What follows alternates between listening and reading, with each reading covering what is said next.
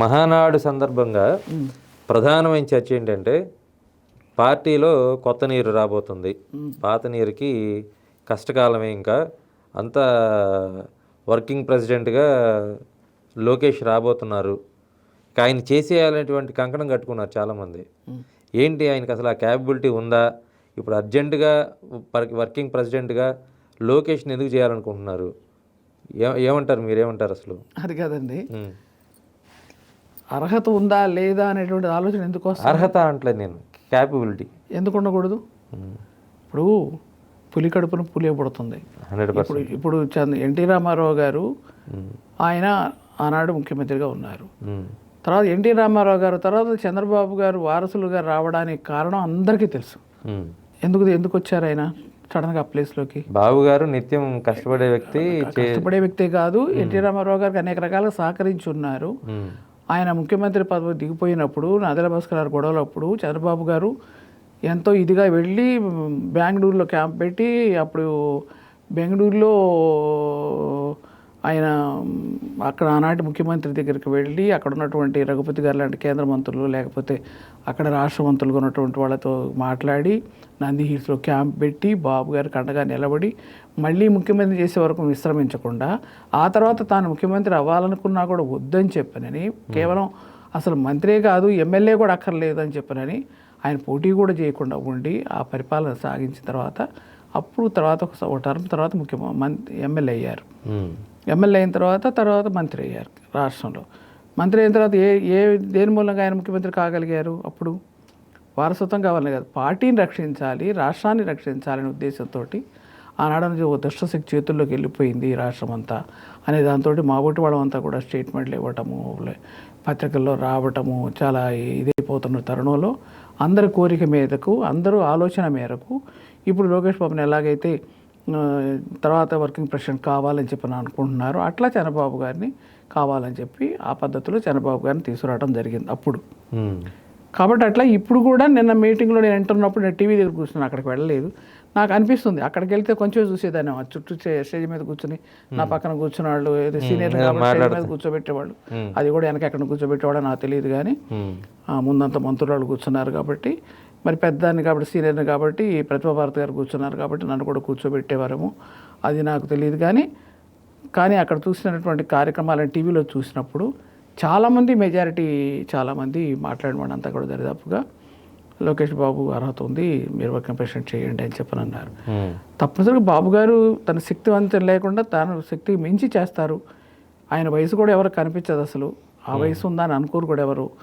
ఆయన కూడా ఆయన చాలా ఓపికగా చేస్తారు. ఆయన యోగాసనాలు వేస్తారంట, ఫుడ్ చాలా లిమిట్గా తింటారని, చాలా జాగ్రత్తగా ఉంటారు, ఏ అలవాటు లేకుండా ఉంటారు. ఇవన్నీ ఉన్నాయి కాబట్టి ఆయన మేధస్సు, ఆయన యొక్క తెలివితేటలు, ఆయన క్యాపబుల్, ఈ రాజధాని నిర్మాణం ఇవన్నీ కూడా ఆయన చూస్తారు. కాబట్టి ఆయనేమంటారు చాలా వరకు కూడా మళ్ళీ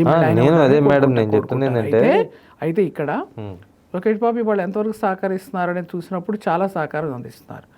అంటే గవర్నమెంట్ రావడానికి ఇవ్వడం, పాదయాత్ర చేయటం కావచ్చు, లేకపోతే కార్యకర్తలు నిధి కావచ్చు, లేకపోతే వాళ్ళకి ఆపదలు ఆదుకోవటం కావచ్చు, ఇవన్నీ కూడా ఉన్నాయి. కాబట్టి తను కూడా వస్తే బాగుంటుంది అనేది అందరికి ఉన్నమాట వాస్తవం.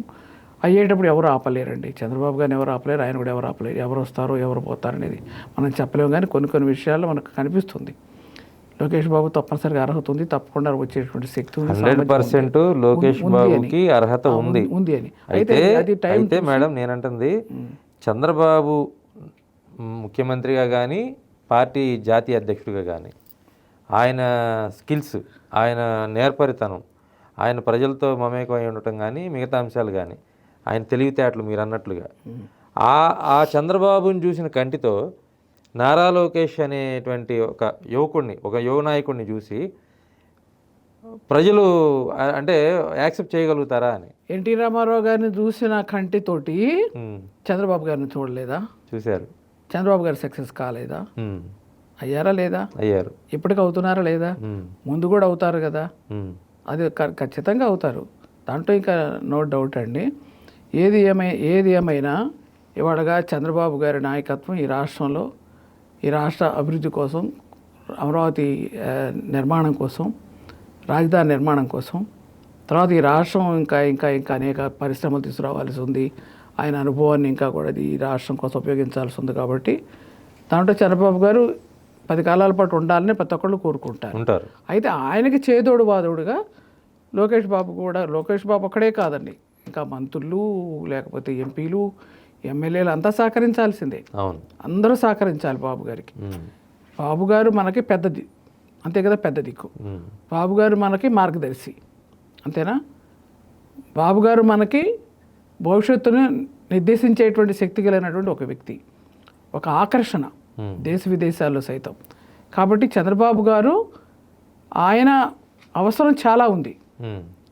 ఆయనకి చేదోడు వాదోడుగా రాష్ట్రంలో కొంత మనకి యువతరాన్ని ఎంకరేజ్ చేసే దానికోసం లోకేష్ బాబు కూడా అవసరం అనేది కూడా ఉందనేది అందరూ అంటున్నారు. కాబట్టి నేను కూడా ఆమోదిస్తాను. నేను కూడా చూశాను, అదంతా టీవీలో కూడా చూశాను.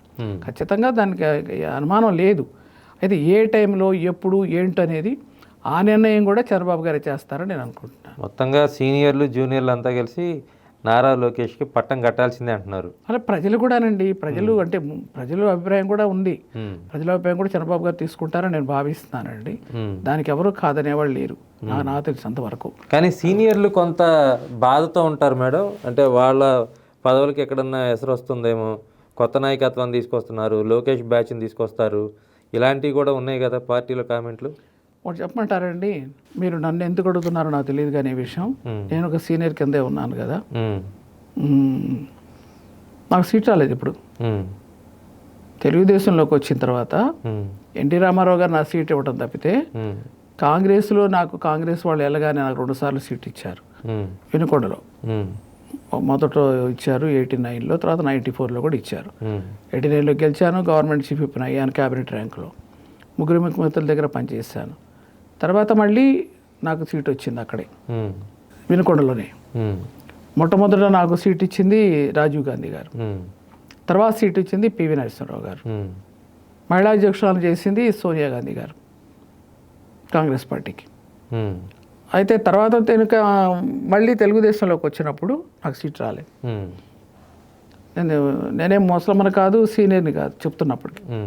ఇవాళ సీట్ నిజంగా చెప్పాలండి నాతో పాటు వచ్చినట్టు చాలామందికి వచ్చింది, నాతో పాటు కొత్తగా వచ్చినాడు చాలామందికి వచ్చింది, నాకు రాలేదు.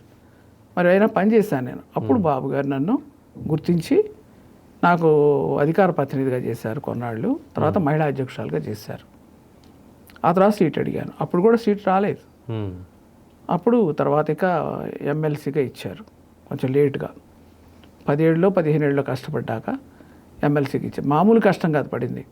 ముందెళ్ళి మాట్లాడుతుండేదాన్ని, అడవిలోంచి వెళ్తుండేదాన్ని, సెక్యూరిటీ ఉండేది కాదు, కారు ఉండేది కాదు, ఆటోల్లో బస్సుల్లో ఒక ట్యాక్సీల్లో పడిపోతుండేదాన్ని. తర్వాత సెక్యూరిటీ ఇచ్చారు, తర్వాత ఒక బాడు కారు, దానిలో తిరుగుతూ ఉండేదాన్ని. అట్లా అట్లా అట్లా నేను ఒక మంచి పేరు తెచ్చుకున్నాను. పార్టీకి చాలా కష్టపడుతున్నారు అని చెప్పాను. వయసుకి మించి చేశాను, ఆరోగ్యాన్ని మించి చేశాను.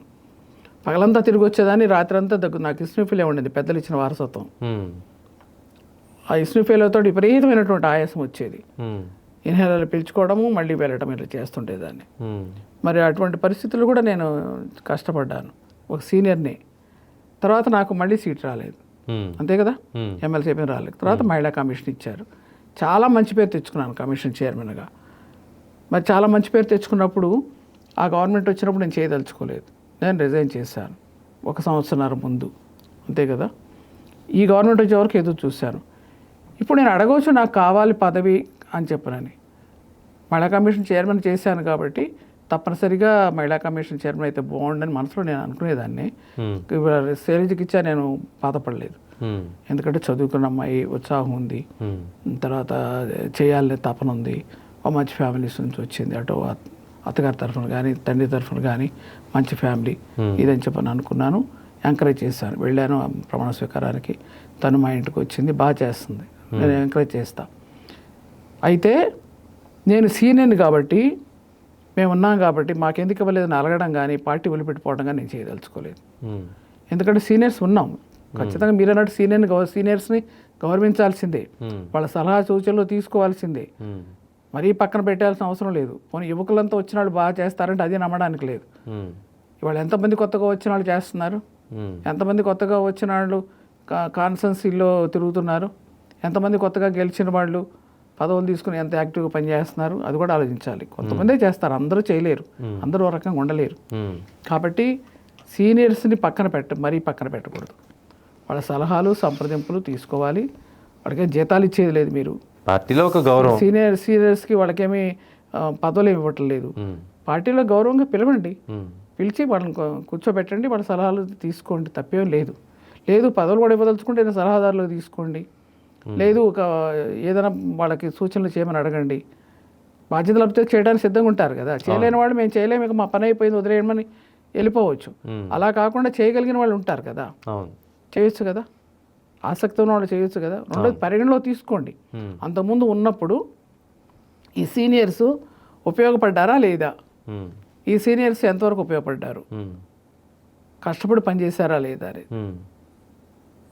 శక్తికి మించి కష్టపడ్డారా లేదా, వీళ్ళేమో డబ్బు సంపాదించుకున్నాళ్ళ ఉండొచ్చు, కొంతమంది డబ్బు సంపాదించుకోవచ్చు, కొంతమంది పదవులు చేసి డబ్బు సంపాదించుకోకుండా ఇప్పటికీ ఆర్థిక ఇబ్బందులు ఎదుర్కొనే అలాంటి వాళ్ళు ఉండొచ్చు.